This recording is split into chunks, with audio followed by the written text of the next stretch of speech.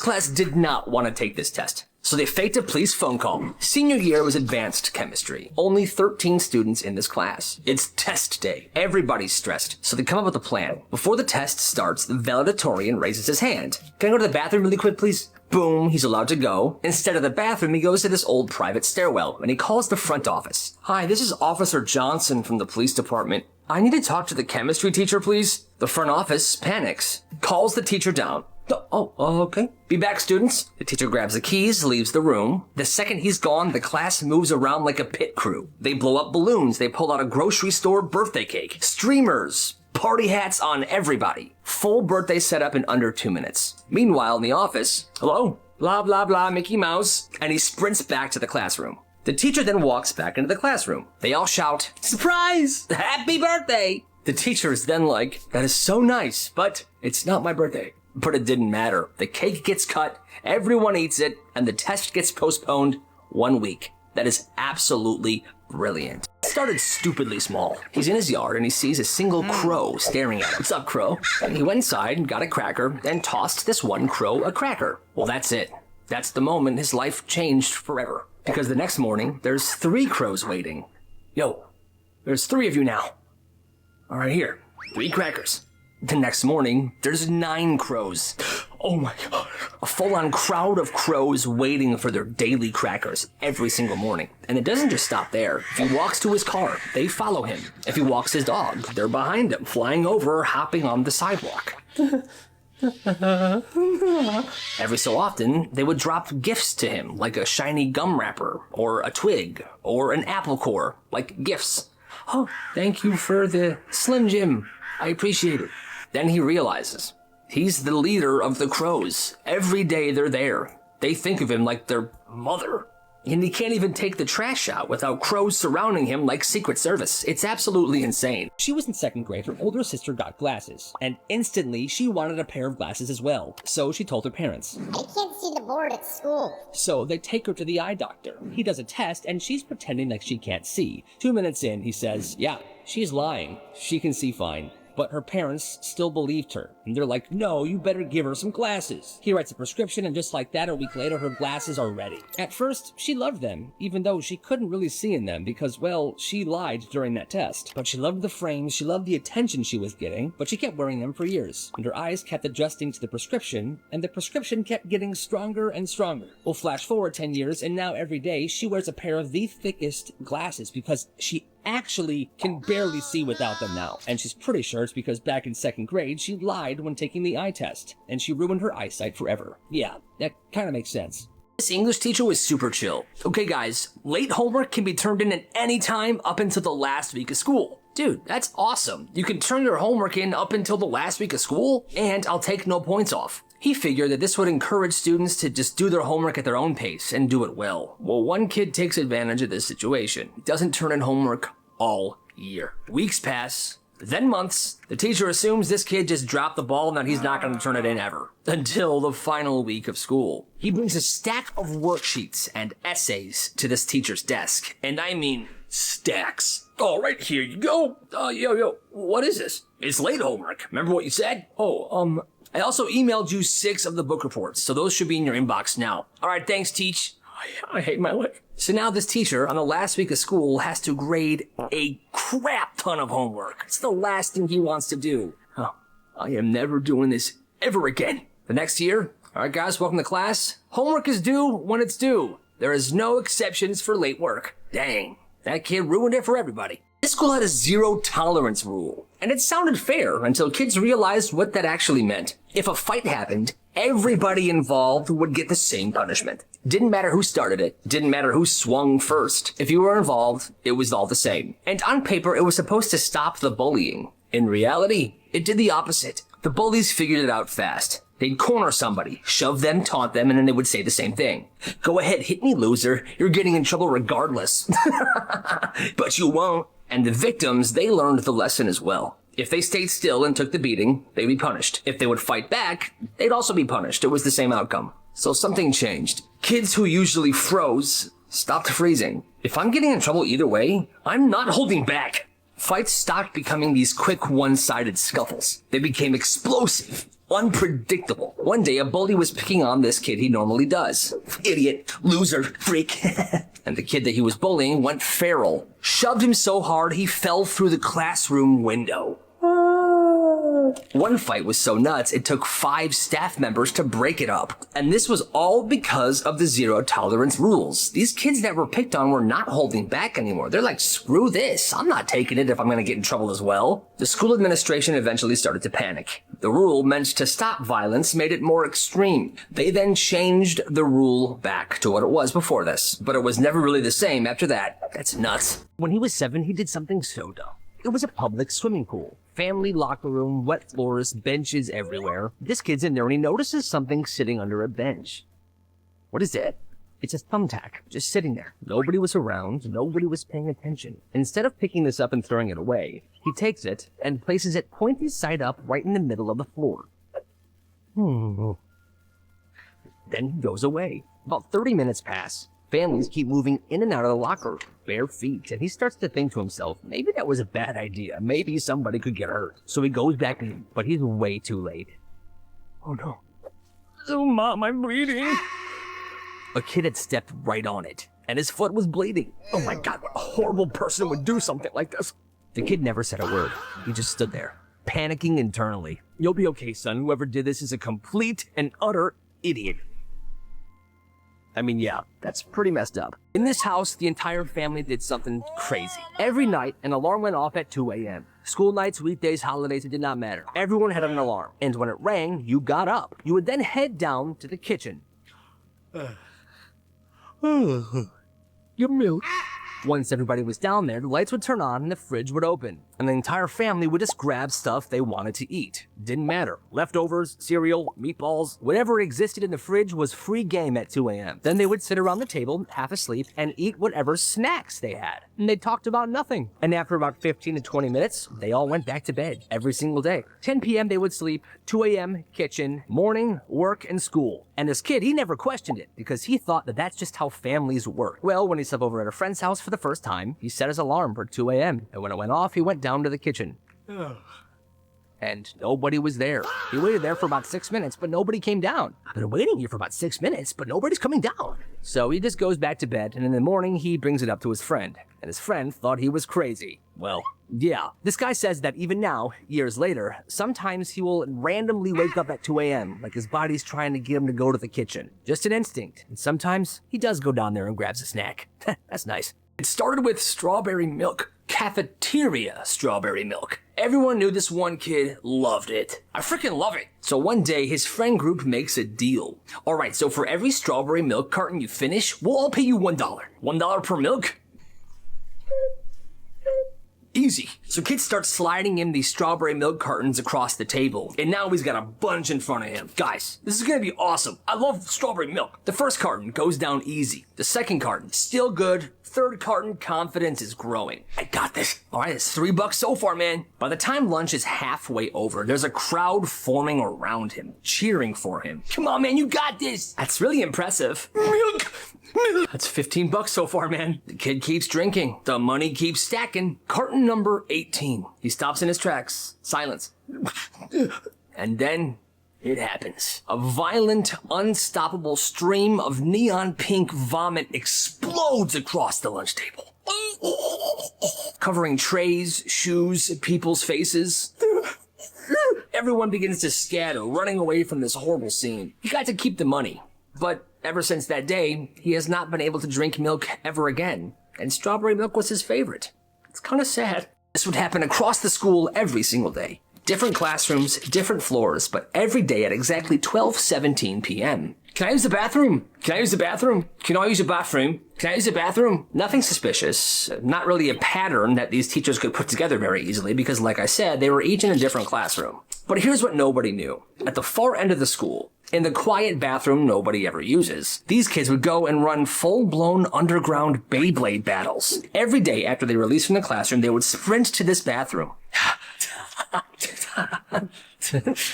And when they would get there, they would let it frickin' rip. They had a few of those classic plastic Beyblade arenas, and they were just going to town. They would put money on it as well. Come on, I got $20 on this. You're totally gonna lose, bro. Milk. Doesn't that sound freaking awesome? They had a blast. I would love this. Well, more and more people were kind of told about this, and more students began joining. And eventually it became this kind of thing. They were caught and shut down forever. But nobody forgot about that. The random bathroom Beyblade battles at 12:17 p.m. every day. That's awesome. This is wild. So this couple lives in an old house. Winter hits and the mice show up.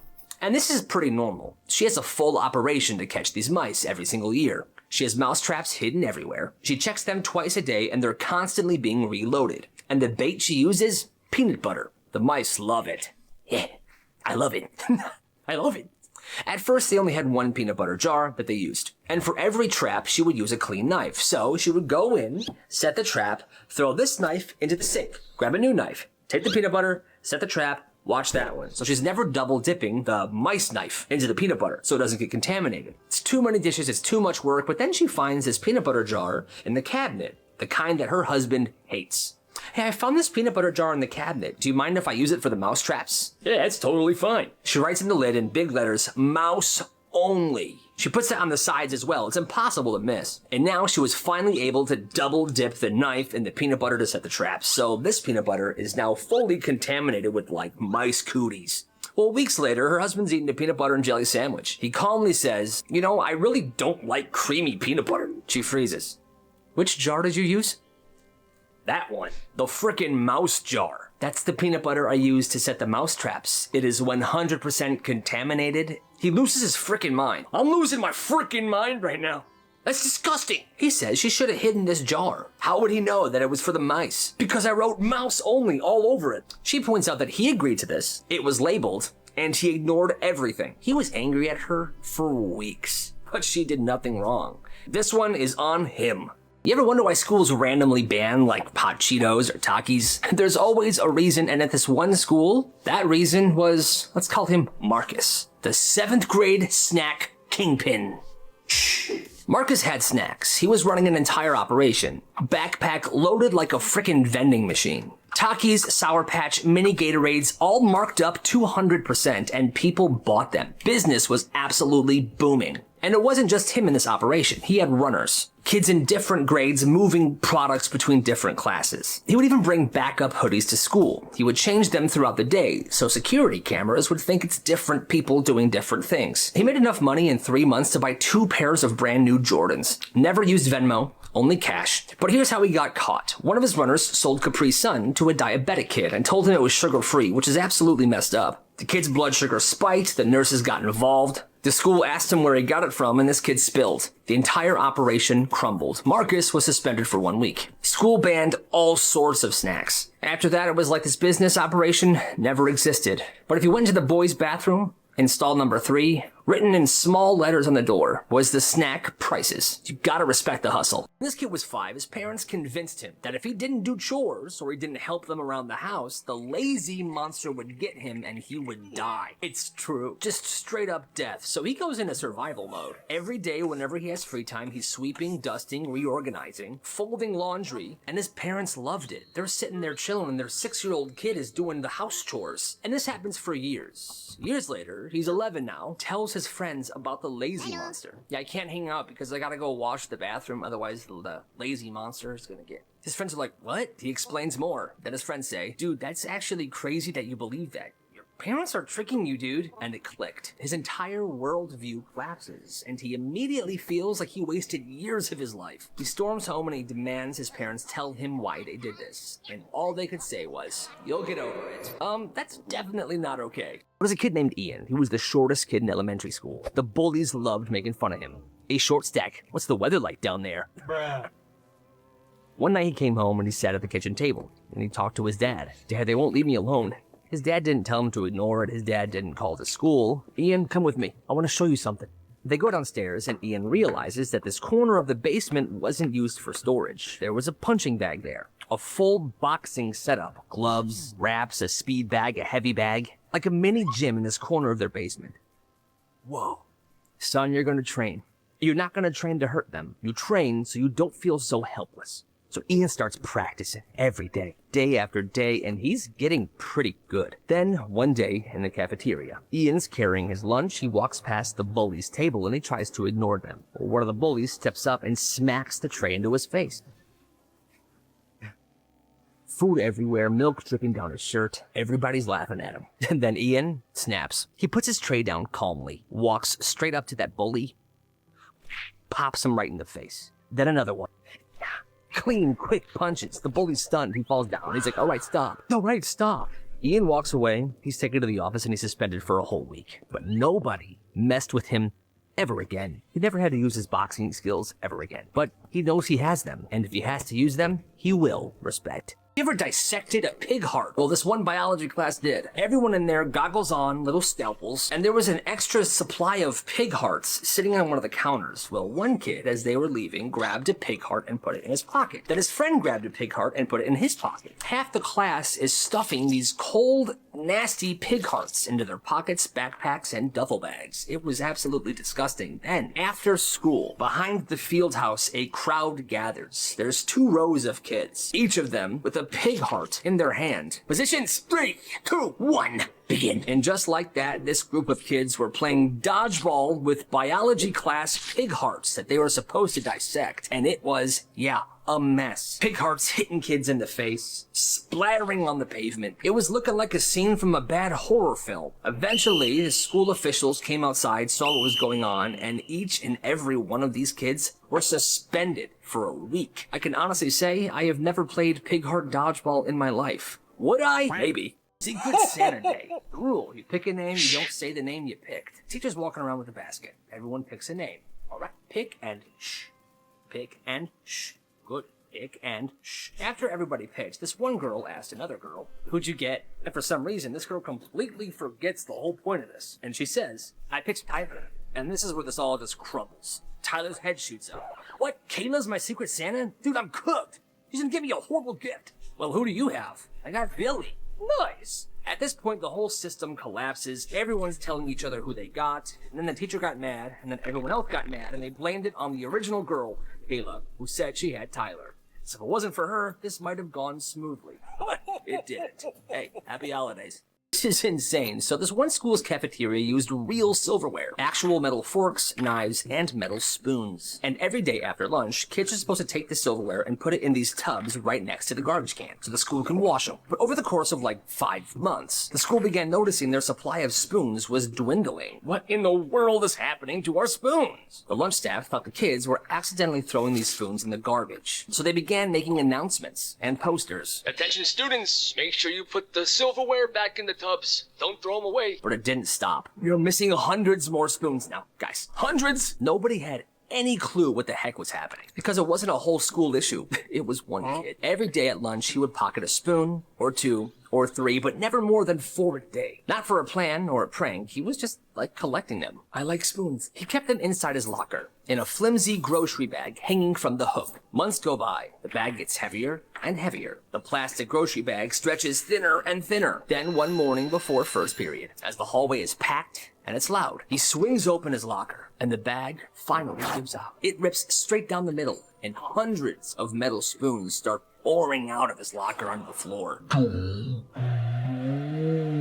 And the sound is insane, like someone dropped an incredibly heavy toolbox down a flight of stairs. Once they all fall, he just stands there staring at the pile on the hallway floor. It's the end of an era. Within 5 minutes, the entire school knew what had been happening with the spoons. He got into big trouble. The rest of that year, they called him Spoon Kid, and he was kind of a legend. Gotta respect Spoon Kid. In March, the school goes into one of those lockdowns where the police bring in these dogs to sniff around the lockers looking for some sort of illegal substances. Every classroom door is locked. There's no bathroom breaks allowed. Well, one kid in this class is visibly unwell. Pale, he's sweating. The teacher notices and goes over to him. What's wrong? The kid whispers back. Do you think the dogs would go to my locker? The teacher kind of pauses. Do you have something to be worried about? Kid nods yes and says, there's a ham and cheese sandwich in there with extra mayonnaise on it. The teacher's confused.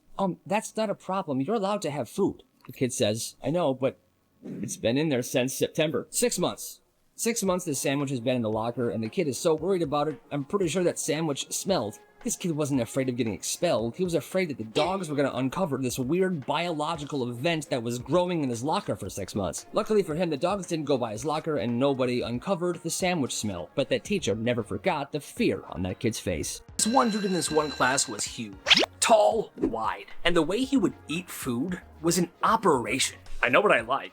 He would show up to class with a full row of cookies, 20-something, and he would stack them perfectly on one side of his desk. Then the system began. He would take one bite from the top cookie and put it to the right side of his desk. The next cookie, one bite, then on top of the cookie that's on the right side of his desk. Then the next, down the entire row. Each cookie with exactly one bite out of it, stacked on top of each other. When the whole tower has migrated to the right side, he didn't stop. He would just restart the cycle. A new bite off the top cookie moved to the left side of the desk. Then the other one. A new bite, then stacked on top of the cookie on the left side of the desk. Do you get what I'm saying here? Cookie, bite, stack, cookie, bite, stack. And he keeps restarting this process. Well, 15 minutes of rhythmic biting and stacking later, the entire tower of cookies was just gone. Desk wiped clean, 0 crumbs, like it never happened in the first place. And obviously, everyone in class saw him do this, but it was so strange and so weird that nobody ever said anything to him. That's nuts. This could have been so bad. In this one class, he used to sit in the same seat every single day. Front row in the middle, nothing too special about it. Well, one particular morning, he noticed the person that usually sits right to the left of him was absent. So there was an empty desk right there. And he decided for that day he was gonna sit there. Class then starts like normal. About 25 minutes in, there's a large crack. Then another. Then the overhead projector that is directly above his normal seat falls down and crashes onto that empty desk.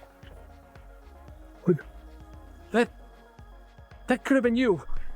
Yeah, I know.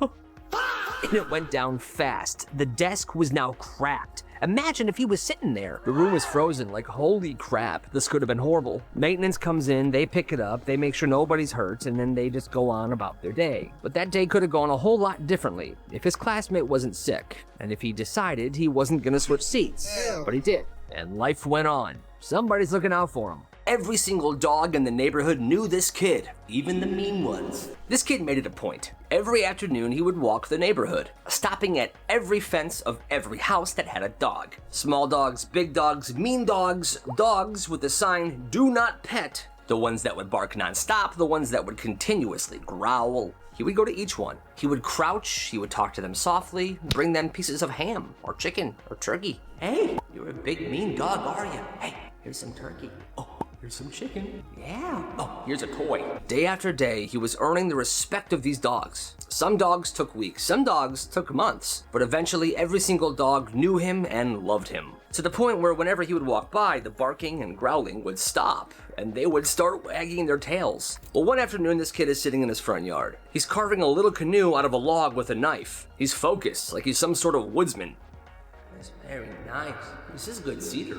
Then he hears it. Heavy paws, deep growling, the rattling of a collar. And he looks up. Down the street, one of the neighborhood's scariest, meanest dogs got loose. And this dog is sprinting towards a neighbor that's walking alone. The neighbor does not know what to do, so he freezes. This kid knows this is freaking bad. This dog is about to attack this guy. So he tries to stop it. He stands up and he yells, "Rufus!" The dog skids to a stop, takes his eyes off the neighbor, and looks at the kid. And immediately the dog is now happy. He jogs past the neighbor, straight to the kid gives him some turkey and takes him by the collar. He then walks the dog back to his house and knocks on the door. "Hi, so your dog likes me, but he doesn't like everybody.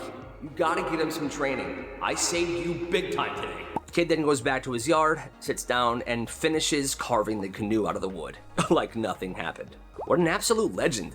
His neighbor tried to get them in trouble. This mom and her kids moved into this small neighborhood, and at first it's quiet and nice, but one day the neighbor tries to give them a hard time. He called the city on her, claims the shed that's in her backyard is illegal and needs to be torn down. Their shed in the backyard is illegal and needs to be torn down. Well, the inspector shows up, checks the permit, checks the shed, and everything's fine. He leaves. The shed is perfectly legal. It's been there for years. The neighbor's just being difficult for no reason. The neighbor keeps acting smug, keeps calling the city on them for different things. every single day. Well, that's when one of the kids starts to do some digging, Googling city codes, property lines, utility easements, and that shiny new pool the neighbor had. It was built too close to the fence, and it was built directly over the utility line. So very illegal. One day the kid goes out there and starts taking pictures. Let me see this pool. Photos sent to the city. Reports filed, and the city gives him a choice. You gotta move the pool or fill it in. How am I supposed to move the pool? Exactly. So he was forced to drain it, tear up the concrete, and fill it in with dirt. $40,000 down the drain, quite literally. And that is some petty revenge. This teacher was so strict for no reason. Her class was the only class in school that had this rule. No backpacks at your desks ever. They stay in your locker. Backpacks couldn't be under your chairs, couldn't be under your desks, couldn't be leaning against the wall. And if you forgot something, too bad. No trips to your locker, no borrowing stuff from other students. She wouldn't even lend kids a pencil if they needed it. Miss, can I have a pencil? If you forgot your supplies, that meant a 0 for the day. Well, kids usually messed up. Some kids forgot their notebooks, some forgot their papers, pencils. It was a thing, and they were getting 0s. And she wouldn't even bend a little. You know the rule. Well, one day the class decides to coordinate. Every single student in that class on this particular day went in with nothing. No notebooks, no pencils, no pens, no papers, nothing. They were there just themselves. They sit down, they fold their hands in front of them, and they just stare ahead. The teacher looks confused. Then she starts handing out the worksheets for the day. No one moves. Why is nobody writing? We all forgot everything today, Mrs. Cabinet. If we had our backpacks, maybe we'd have our stuff. Oh, well, you all know the rule. The entire class gets a 0 for that day. The next day, they do the same thing, and they get a 0 again. The third day in a row, the class is sticking to their guns. They're all showing up with nothing. They get a 0 again. Parents start calling, asking why their students' grades are tanking. The principal sits in one day and figures out what's going on. The students were then allowed to bring their backpacks to class. The frickin' protest worked. And those 0s got erased from the gradebook. Their grades were back to normal. That's right. One day, this strict teacher stepped into the classroom supply closet. Class, be quiet. I need to step into the closet really fast. And this closet was pretty tight, really small. So she steps in, and this one kid sneaks up to the closet, slams the door, and locks her in it.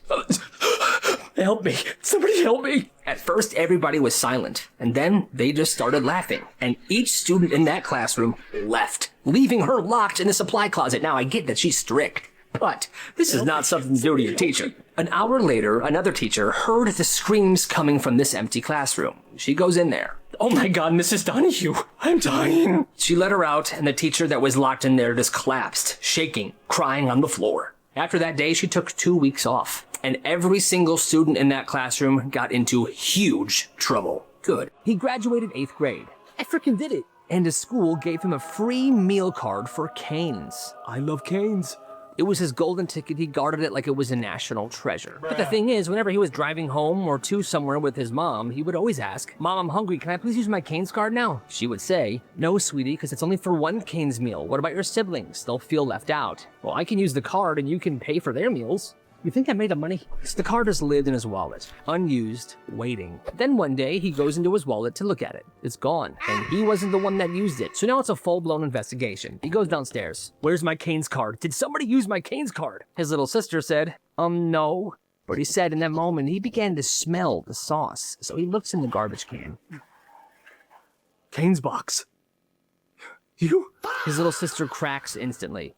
I went to a doctor's appointment today, and Mom took me to Cane's. She used her card. She grabbed it out of your wallet last night. His mom came home, and she didn't really have a reason why she did this. This kid was heartbroken. The betrayal was biblical. He didn't talk to his mom for weeks after that. That's messed up, dude. In 8th grade, there was a social studies teacher that never gave homework. Like, ever. And she was universally loved for it. Then one random Tuesday, she assigns the class homework. And the next day, nobody turned it in. Not one person. And she just detonates. Well, I bet you all did your math homework last night, didn't you? Because everyone respects math. Who cares about social studies? Everyone's like, what the heck is going on? Then, without warning, she steps on a desk, grabs the overhead projector, tears it down, and slams it on the floor. She grabs her keys, walks out the door, and she never returns for the rest of the school year. That's absolute Nuts. This teacher's bogus for this. One morning in this class, everyone was supposed to present these dioramas, and these kids had spent a lot of time on these. They're all lined up on tables. Castles, volcanoes, rainforests. The entire room looks like an art fair. Well, then one kid starts messing around, weaving between tables, being kind of reckless, and then, bam, he stumbles onto someone's project. Oh, crunch. The trees snap in half, clay figures all across the floor. This kid's diorama was completely ruined. Dude, what are you doing? Wasn't my fault. The teacher walks over, takes one look and says, maybe you should have put it somewhere secure. Now you're not ready for your presentation. What? Let this be a lesson to you. In life, you must always have a backup plan. And that kid failed the assignment, all because some nutcase slammed into it and broke his project. That is not fair, and that teacher is so messed up for this. One day in history class, this teacher just frickin' lost it. He'd been on edge all week about kids' backpacks being in the aisles. He kept tripping over them. If I see one more backpack sticking out, we're gonna have a frickin' problem. Well, the next day, he sees one. He stops teaching and says this. All right, every one of you, backpacks in front of my desk right now. People are confused, but they start dragging him up and leaving their backpacks in front of his desk. Then he stands up, goes to the first backpack, unzips it, and then dumps the entire thing on the floor. Books, homework, snacks all fall out into this one messy pile. Yo, dude, that's my stuff. What are you doing? Shut your mouth. And one by one, he goes down the line, dumping out everybody's stuff into the same pile. Hey, what are you doing? You think I'm kidding? You think this is some frickin' joke? By the end, there's a mountain of student stuff covering half the classroom floor. Some kid takes a picture. Parents start calling the school before the day's even over. And the next morning, there's a substitute in his seat. Apparently, that was the last straw. And that teacher was fired. Hey, that's kind of messed up. This kid and his mom and dad were kayaking one day, and they get home late. They park at the lake house, and they leave the kayak strapped to the top of the car. Nobody thought twice about it. Well, this kid is waking up at 3 in the morning. His dad's creeping into his room. Dad, what's going on? His dad, peeking out the window, says, shh, don't move. The mom then appears, dead serious. Come on. They head downstairs, and the dad gets on the phone with 911. 911, what's your emergency? And then the front door slams open so hard, the entire house hears it, and the mom's voice blasts. Drop that kayak right now! The kid's peeking through the blinds, and there she is, barefoot, standing in the driveway, holding a large butcher knife, screaming at 3 grown men who are literally trying to steal the kayak from the top of the car. They also have knives. The dad sees this happening, and he freaks out. Hold on, 1 second. Sandy, what are you doing? The mom's out there just slashing this knife around. The 3 thieves freak out, and they run away into the woods. The police finally arrive. So what happened here? Here's a knife. I scared them away. They were trying to steal the kayak. Now talk to my husband. I'm going to bed. And that was that.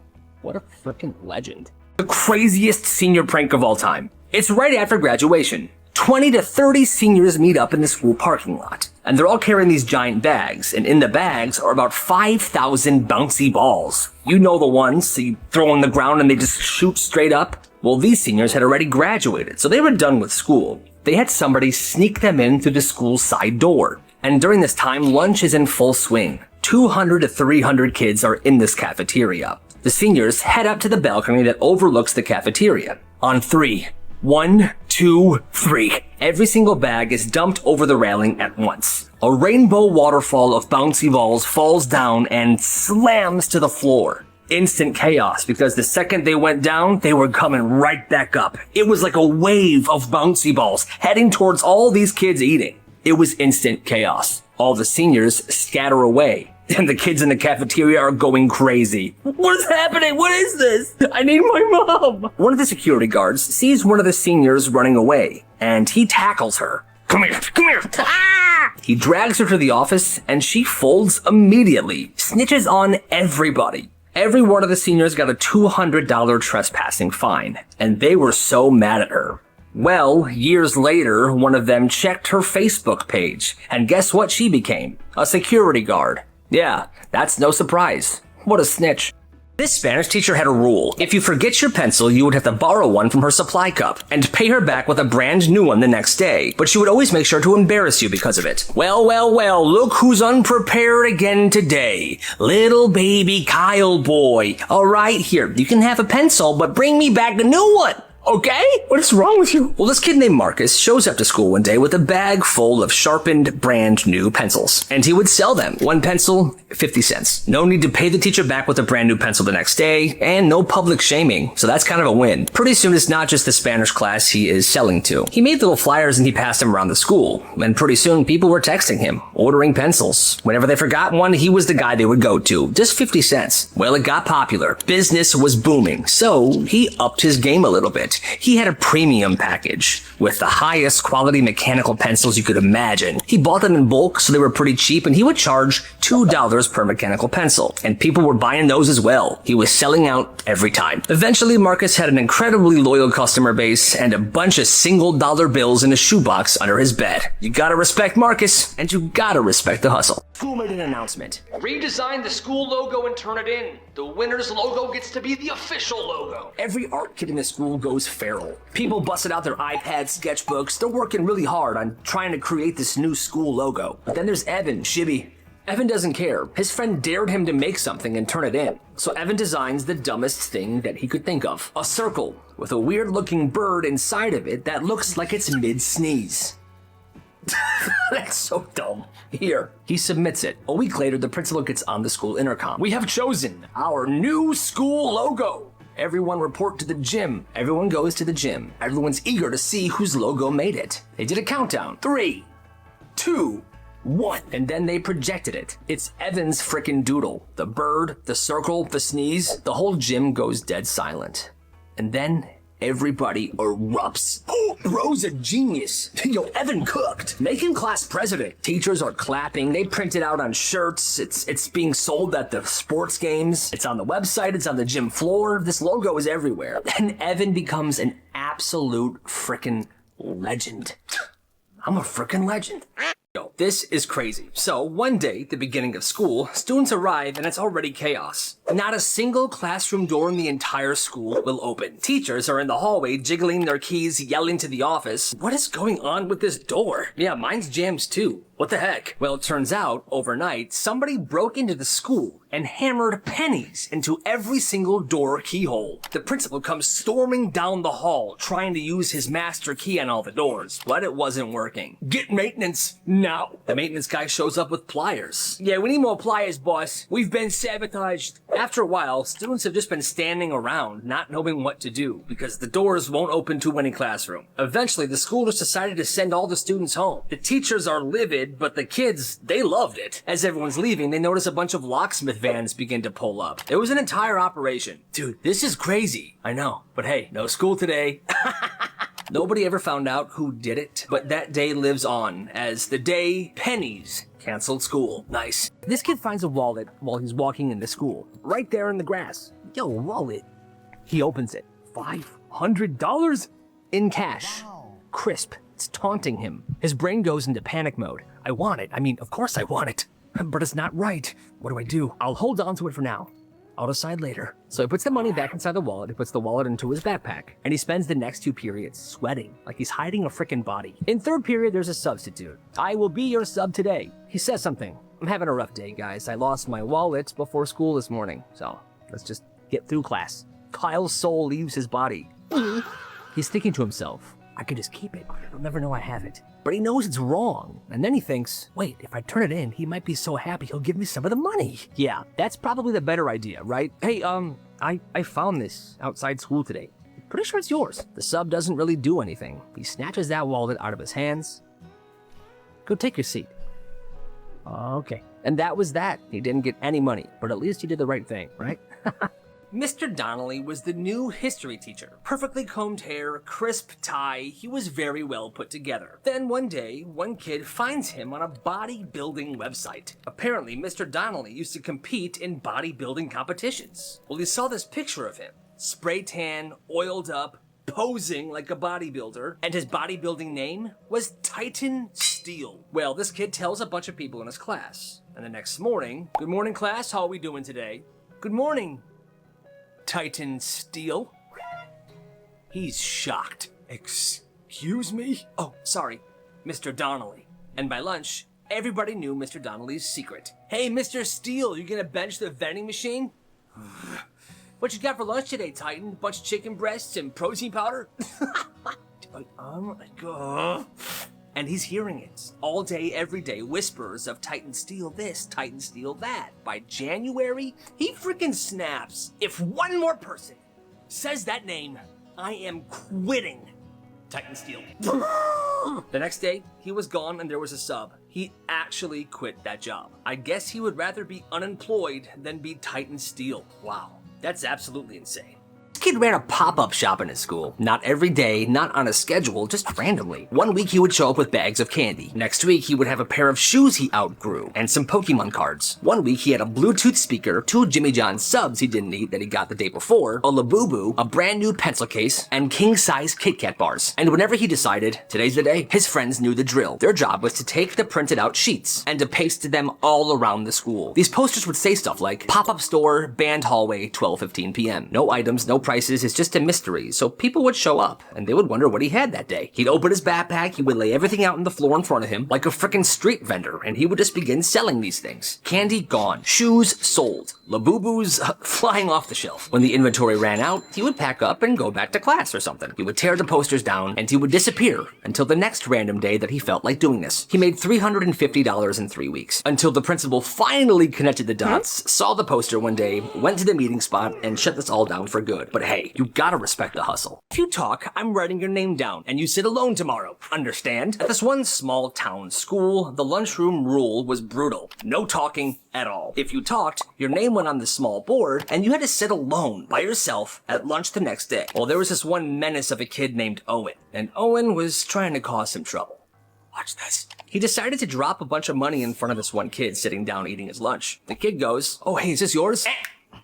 Name on the board, alone tomorrow. This kid's a menace. He never says a word, but every single lunch period, he's trying to trap kids into talking. And people are falling into this trap. He's flicking food at people, accidentally bumping trays onto the ground, straight up kicking kids in the shin.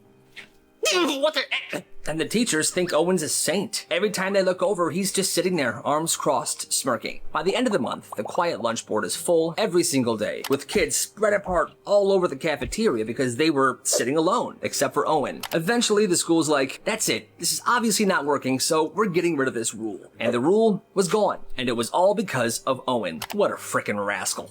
Warfare at the winter dance. At this one school, there was this kid named Evan. Yo, quiet, organized, he got straight A's. And this year, he finally had this big job. He was gonna plan the entire winter dance. And this guy had ideas. Lighting cues, playlist drafts, themed decorations. He had a binder filled with these ideas. He presents his ideas to the student government. So, what do you think? And this one girl named Kelsey grabs the binder, flips through it, and goes, yeah, no. This is ugly. Then she throws it straight into the trash can. You're done. I'll be taking it from here. And she does. She takes over everything. And Evan gets pushed to the side like an unpaid intern. He's very upset. The only thing Evan was allowed to do was run the technical side of things that night. And that included the fog machines. Fog machines that basically run on a water-based formula. Fog machines sit on the table, unguarded. So Evan shows up to the dance. Second it starts, he goes by the fog machines. He opens all of the tanks, and he dumps a full bottle of pure peppermint extract into each of the fog machine tanks. The second the lights go down, he turns every fog machine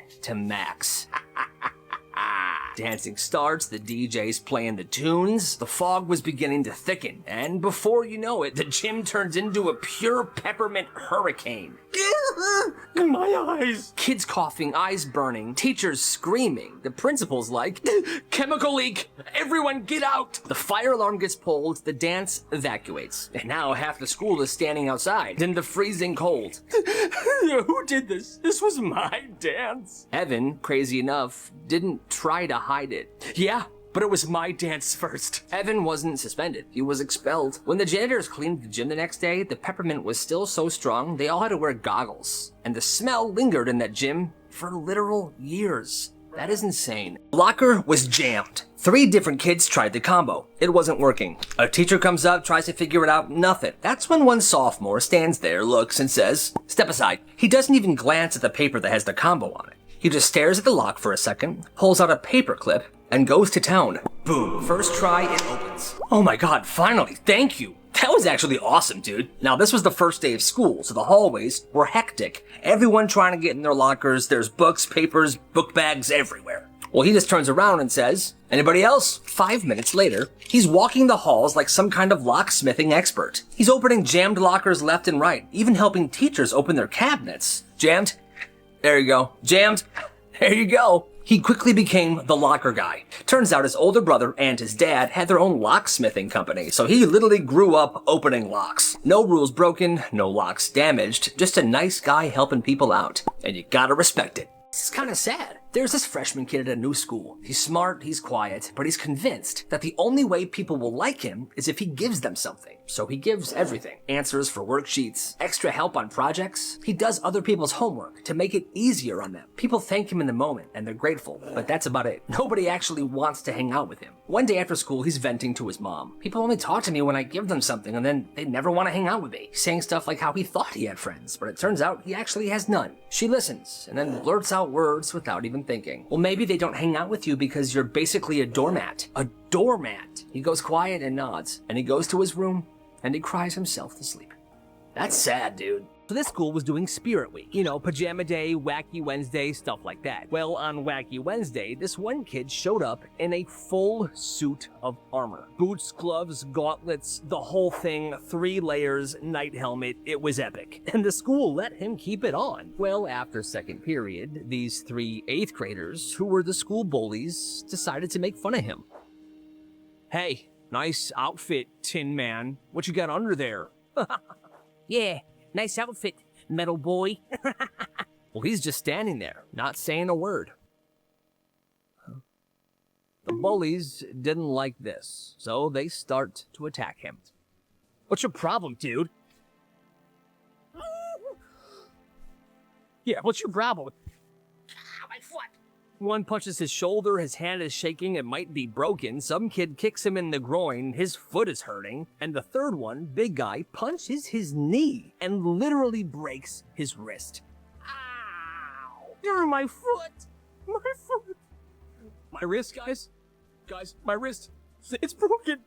It's broken!" Principal shows up and calls it a school fight. The kid in the armor gets suspended for a week, even though he did not touch any of them. He literally just stood there in his knight armor that the school let him wear. And the bullies, they didn't get in trouble at all. And that, my friends, is messed up. Genius. So this kid had leftover candy from Halloween. Suckers, sweets, stuff like that. And at first he brought a little bag to school to share with his friends. But then other kids started asking, "Yo, let me get a little taste. Do you have that, ding dong?" More and more kids started asking him for his candy or his treats. So he flips a switch and turned it into a business. He calls it the 25-cent store. Every item's a quarter. Well, he makes about $50 in a week. So he reinvests this money. He goes to the dollar store. He buys bags and bags of candy and brings it back to school. He raises prices and he keeps selling. All right, brand new inventory, but this time it's 75 cents each. But it's worth it, I promise. And still, he sells out. From that batch, he ends up making $144. And he's not done. He still has more product. And he plans to invest this money. But then a teacher comes up to him. "Excuse me, why are kids handing you quarters?" Hi. That's what I thought. That teacher shut him down. It was over. The thing is, it was a harmless business, and people actually liked this service. Teachers just don't like kids to succeed these days, huh? These kids are insane. The circus was in town for this one weekend. And back behind one of the tents, tied to a little metal post, was a llama. Friendly, calm, just chilling there, tied to the post. "Dude, look at the llama. I like him. Let's call him Serge. Hey, Serge, wanna go for a quick walk?" "Dude, no." They weren't trying to steal him. They were just trying to get a picture of them walking Serge. So they undid Serge from the post, walked him around a little bit, and tried to put him back. But here's the thing. Serge didn't want to be put back. He kept following these kids around like he'd known them for years. "Dude, Serge is following us. Bro, he's like our friend now." So they started walking him around the frickin' town. They brought him to the convenience store, strolled him through the town center, and then they said, "Dude, let's try to get him on the bus." Yes. They walk a literal llama onto the public transportation. The bus driver was like, "I don't get paid enough for this. Just sit down as long as you pay for the llama." They rode the whole bus line with the llama on there. Bro, look at Serge. Dude, he's loving this. Crazy thing is the circus didn't even realize the llama was gone until one of the workers of the circus saw multiple Snapchats from multiple people around the town who had taken a picture of Serge. But before anybody could freak out too much, the kids walked the llama back to the circus and tied him up. All right, sir, it's been a great day. Been the best day of my life. And that was it. No harm to the llama, no damage to the circus. It was the most peaceful llama kidnapping in the history of the world. Beautiful. One Saturday morning, this kid's at a grocery store with his mom. They shop a bit, and now they're in the cashier line. Oh, sweetie, I forgot to get a gallon of milk. Can you go get one for me, please? Sure, Mom. It's a simple job, so he goes, he gets the milk, and he's jogging back to the cashier. Well, right when he gets there, he trips, the jug falls out of his hand, and the milk spills everywhere.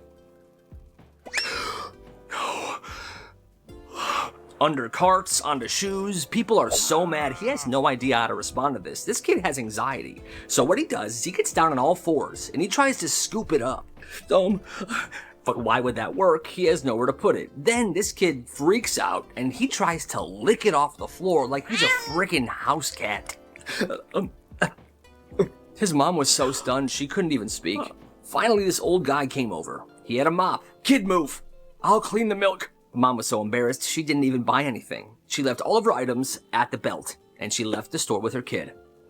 That's wild. Okay, listen to this. At this school, the water bottles in the cafeteria were sold for $3, but they were small and always warm. The only other option was the water fountains in the hallways, and those were absolutely disgusting. Oh my god, it's green? That's disgusting. The spouts were green, the water came out warm, and every time it tasted like pennies. That's when this dude named Ryan showed up with a plan. One day, he walks into school with a giant cooler bag and 2 of those big water jugs that were used to refill bottles. Cold water, 50 cents to fill your bottle. Well, turns out most kids didn't have a water bottle. So what Ryan did was he stopped charging people to fill their waters and instead sold reusable water bottles himself for $3 each. The second you bought a water bottle, you were in the system and you could get your water filled. Pretty soon, Ryan set up at lunch with 4 water jugs in this giant cooler bag, and he's refilling everybody's water bottle. Kids, teachers, everybody. People were skipping the nasty water fountains and going straight for Ryan's ice-cold filtered water.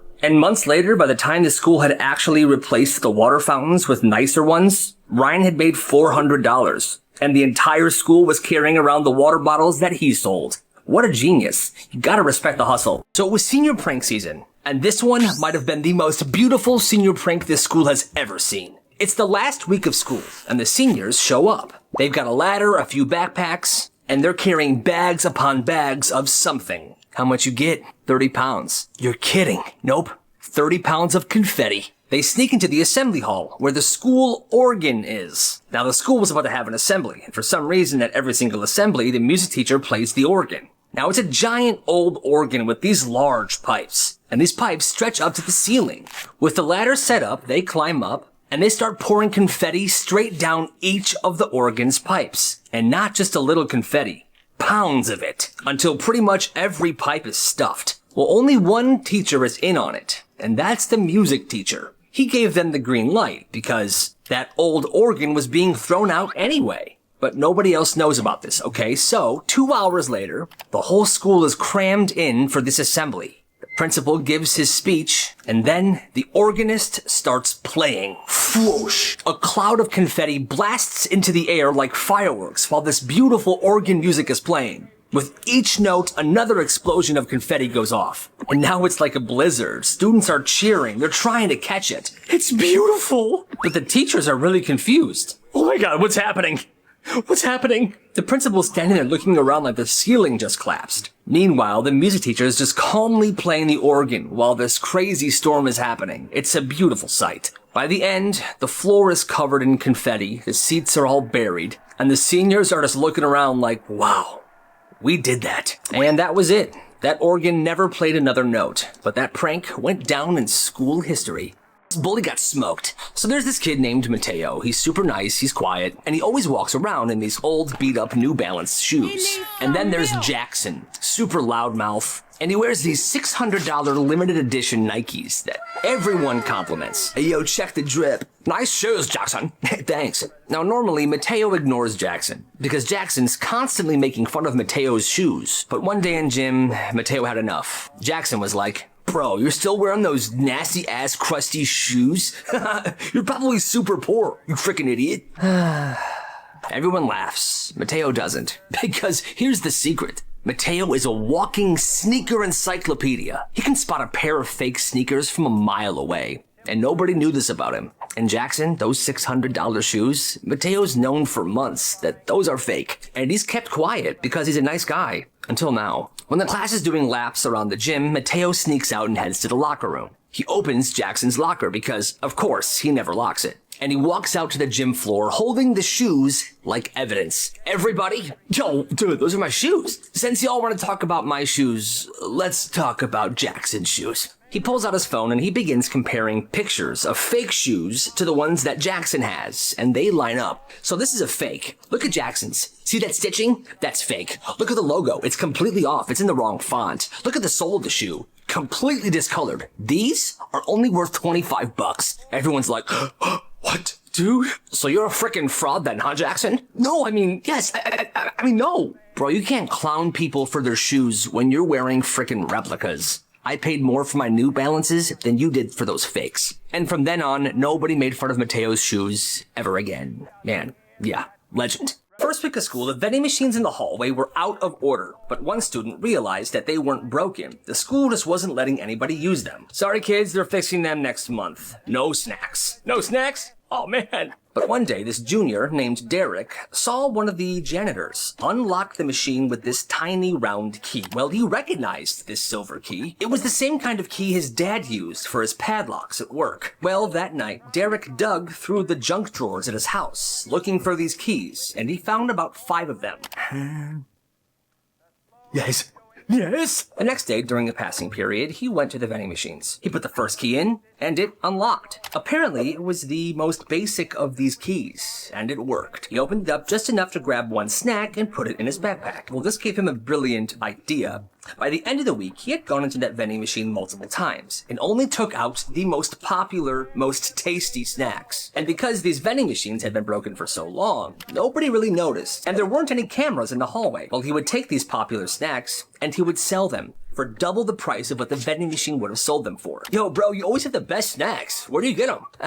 Don't worry about it, Chief. Don't worry about it. By the time the school fixed the vending machines, Derek had made a good chunk of change, and nobody ever realized that those snacks were taken. Now that is crazy, and you gotta respect the hustle. In 8th grade, this art teacher had a locked cabinet in the back of the room. It was kind of mysterious. She never talked about it. But once a week, she would go back there, unlock it, take out a small handful of things, and walk away. Kids would whisper, wondering what's inside. Is it expensive paints? Ancient artifacts? Animals? Well, one semester, this student named Riley was picked to stay after school one day to help clean some stuff up. The teacher leaves the room for 5 minutes, and that cabinet key is just sitting there on the desk. So he opens it slow and carefully. Opening it slow and carefully. Inside were stacks and stacks of goldfish cracker boxes. No art supplies, no ancient masterpieces. Just enough frickin' goldfish crackers to feed a small country. When the teacher comes back in, Riley asks, "Cabinet goldfish! Why?"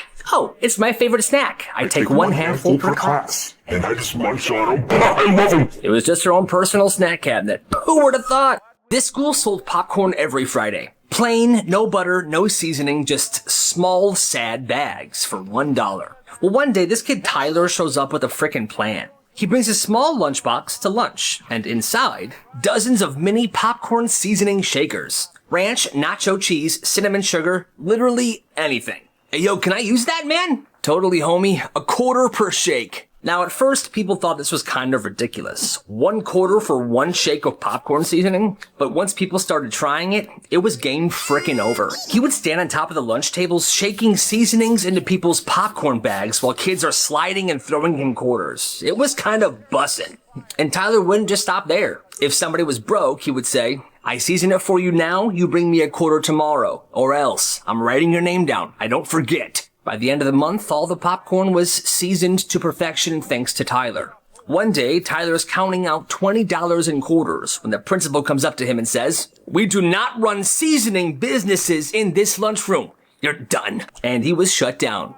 You gotta respect the hustle, though. So, this kid gets invited to a birthday party by accident. Oh boy. Oh, nice. I'm invited. He has the same name as the kid who was supposed to be invited. So, on the day of the party, he shows up to the door holding a gift. "Oh, hey, you're not the one we were supposed to invite." "Oh, Honey, we can just let him stay, right? No, I think he should probably leave. It's okay, I'll go. Right as he turns away and was about to leave, he hears a voice from the hallway. There's a problem. This dude steps out of the bathroom. He's pale. The toilet's clogged, and it's clogged bad. The dad's like, no, don't worry, I'll handle it. Just give me a minute or two. No, like, the water's rising, and it won't stop. At this point, the kids and the parents are swarming the hallway. They're watching this water rise slowly, about to overflow. Parents are panicking, kids are screaming. The dad rushes in and he tries plunging. It's not working. He flushes again. Horrible idea. Water now begins to spill over. Oh my God, get the towels. Now the shy kid that was invited on accident watches all this happen, and then he says, everybody stop, give me a minute. He goes to the kitchen. He grabs a large spoon, like this super long ladle. He takes the plunger from the dad. He goes into the bathroom and he shuts the door. He was in there for 5 minutes. Everyone's sitting outside waiting. It's completely silent. All you hear is swishing and plunging. What's happening? Milk. After 5 minutes, he steps out, calm, completely unfazed. We're good. Toilet's fine. Everything's settled. And I cleaned the floor as well. Hold on. Let me see. Wow. The dad tests the toilet. It works. And it's spotless in here. And everyone starts cheering. The kid's then like, all right, I guess I'll go now. No, you're staying. You're a freaking legend. The kid stayed and they had a great time. He made বাবা ভাই আমি তো এলাকা ছাড়ার আগে তুমি একটা গিরাট টুকরা ছেলে, যেই ছেলে তানিয়া আমার পিস্তলটা নিয়ে আয় তো। টাকা কি দুধটা রাইখে গেলাম। মাত্র সে ফেসবুকে স্ট্যাটাস দিয়েছে সে একটি অনাথ বাচ্চাকে কত স্যাক্রিফাইস করছি, এলাকার বড় ভাই থেকে রিক্সা চালক হয়ে গেলাম, আর সেইটাই করবো। যে গরম না, আর এই বড় ভাই তোর মায়ের চিকিৎসার দায়িত্ব নিছে। সেলিম ভাই ভালোবাসার লেগে জেল খাটছিল। ভাই আপনি যত কথাই, এই বাড়িতে ওই বদমাইশটার কথা একবারও ভুলে উচ্চারণ করবা না। ভাই মিনিমাম 17 লাইনের একটা কবিতা লেখেন। 17 লাইনের কবিতা কিন্তু ছাপাই না, সব মাথার ভিতরে থাকে। যখন পড়তে ইচ্ছা করে মাথা, আমি জানো ওরে বাপ করে দেব। আর আমি কি কমো জানো? কমু তানিয়া ভালো কেমন বেটা কস না কেন ক বেটা, এটা পড়ে আপনার প্রেমে পুরো রূপ করে পড়ে যাবো। আর তো আপনি পারবেন ভাই, আপনি পারবেন। ও 700 লাইন লিখবো আর বাদ বাকি 300 লাইন আমি লেখা বললাম। একটু নামিয়ে দাও, মানে ও ছাড়া পাক না পাক তাতে আমাদের কি?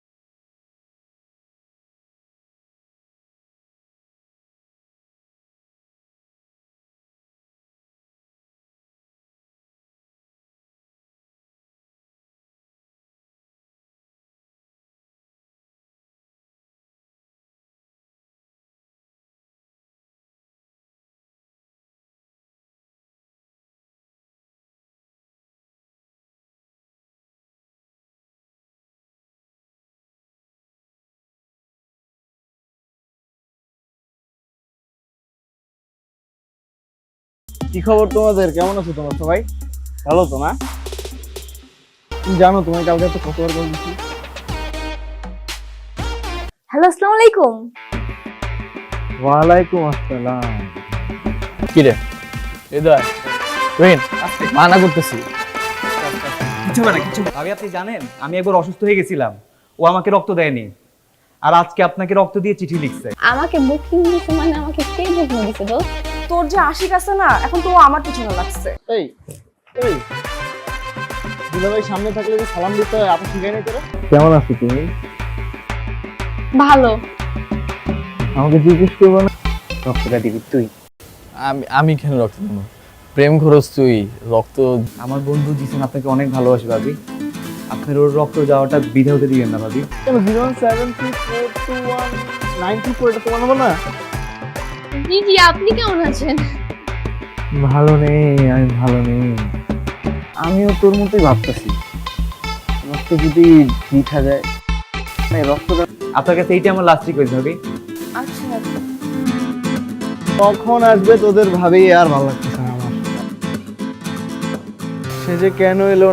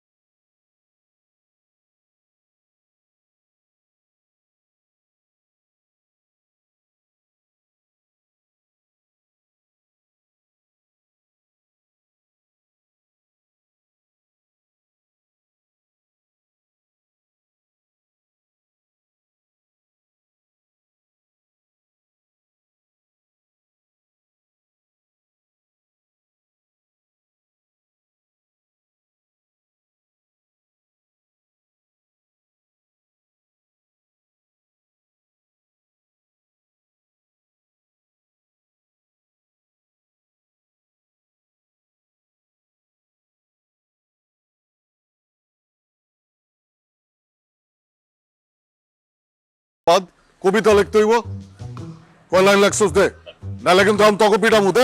তাদের লাগবে হইব না ভাই, এটা স্যার আপনি যেটা করবেন এটা করবো। কনফার্ম খারাপই করে কিন্তু কবিতা লিখতে পারবো না।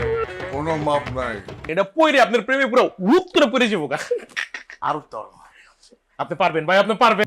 এত কিছু ফালানোর সিস্টেম জানোস, আর প্রেমে ফালানোর সিস্টেম জানোস না? কথা তো একেবারে ফালায় দেওয়ার মতো না। তাকে যদি তোরা গুলিও করস, আগে সালামটা দিয়ে নে। আপনার ছেলেকে আমার এত পছন্দ হয়েছে যে আমি তো বিয়েতে রাজি হয়ে গেছি। বছরেও পড়বো না। আমি তোমাকে চ্যালেঞ্জ দিলাম, তুমি যদি 7 মাস্তানি মুস্তানি অপরাধ, এই 7 দিন খালি খাবি। আর এরকম পট্টি দিয়ে রাখছস কেন? আমি চাই এই মহৎ কাজটার সাথে আপনি থাকেন। আমাদেরকে 100 দুনিয়ার খাসা বাড়া। হ্যাঁ, আরে বেটা বড় ভাইয়ের মতো একটা বড় ভাই মানে টুকুর কিন্তু ছাপাই না, সব মাথার ভিতরে থাকে। যখন পড়তে ইচ্ছা করে মাথা, আমি জানো ওরে বাপ করে দেব। আর আমি কি কমো জানো? তবু তানিয়া ভালো কেমনে বেটা, কস না কেন, বেটা তোমার আমি আসলে ফুল দাও দে। আচ্ছা করে বুঝতেছি, গর্জন করলেই সবকিছু অর্জন হয় না, বুঝছস? জানি না, শুধু ভাত কেন?